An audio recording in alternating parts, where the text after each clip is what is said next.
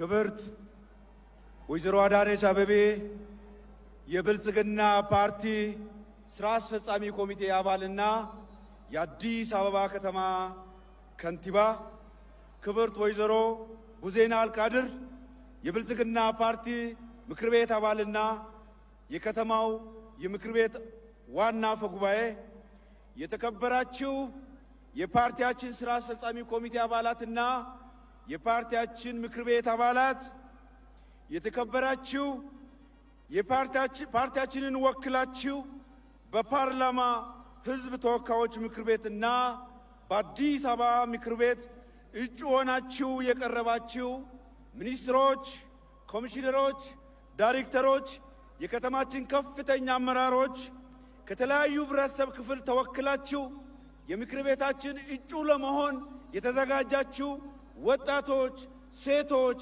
የአካል ጉዳተኞች፣ ምሁራን፣ ሁላችሁም የፓርቲያችን አባላት፣ ደጋፊዎች፣ የከተማችን ነዋሪዎች፣ ይህንን ፕሮግራም በቀጥታ የምትከታተሉ ሁላችሁንም እንኳን ለሰባተኛው አገር አቀፍና ከተማ አቀፍ ምርጫ አደረሰን ለማለት እፈልጋለሁ።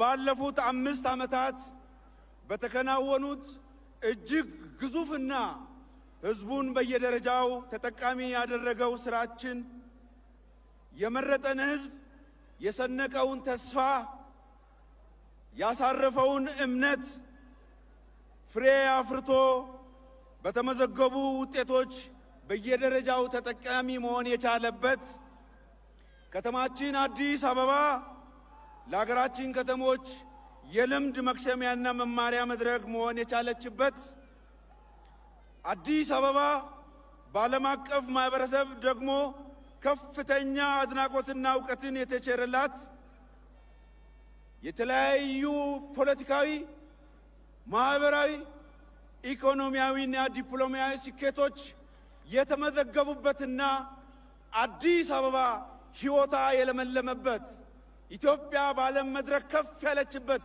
ድንቅ የ5 ዓመታት ጉዞ ነበር ማለት ይቻላል።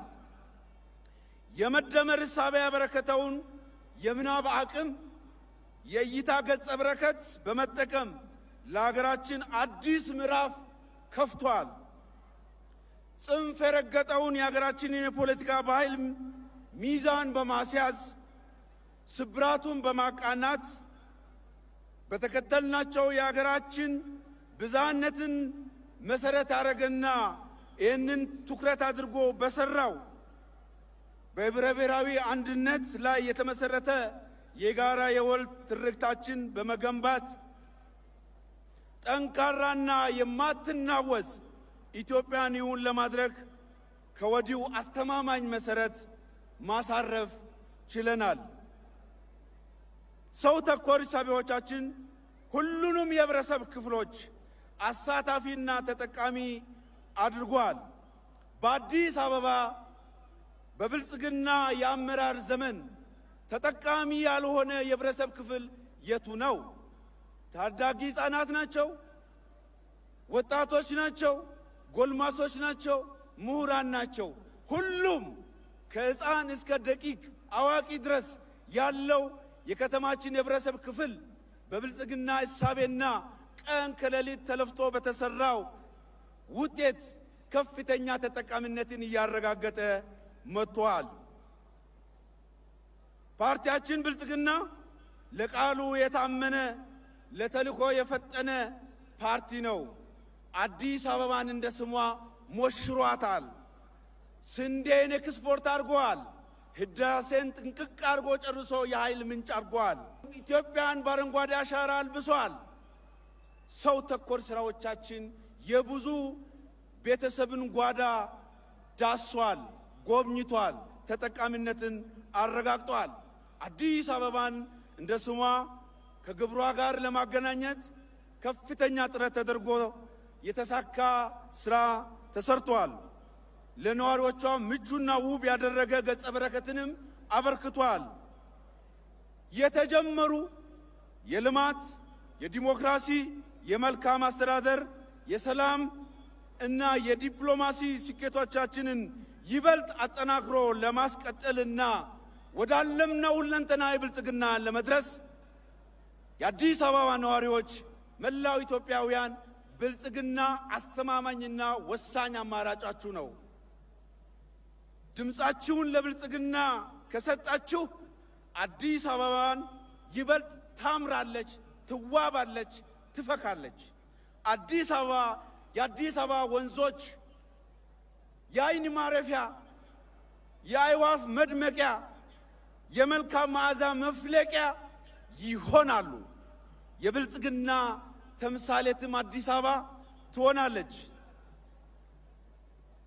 ይህንን በማድረግ ዛሬ በይፋ የጀመርናቸውና ሰፊ የንቅናቄ ሥራ ባደረግንበት ዕለት ብልጽግና አስተማማኝ የለውጥ አስተማማኝ የልማት ፓርቲ ስለሆነ ይህንን ፕሮግራም በቤታችሁ ሆናችሁ የምትከታተሉ የአዲስ አበባ ነዋሪዎች አዲስ አበባን ብልጽግናን በመምረጥ እነዚህ የጀመርናቸው ነገር ግን አስደማሚ ውጤት የተመዘገባቸው ስኬቶችን በቀጣይም ፈጥነን በመድረስና በማሳካት የአዲስ አበባን ሙሉ ሁለንተናዊ ገጽታ እንድትላበስ ለማድረግ እንደምታውቁት ብልጽግና ለቃሉ የሚያድር በስራ የሚመዘን ስለሆነ ብልጽግናን እንድትመርጡ እጋብዛችኋለሁ።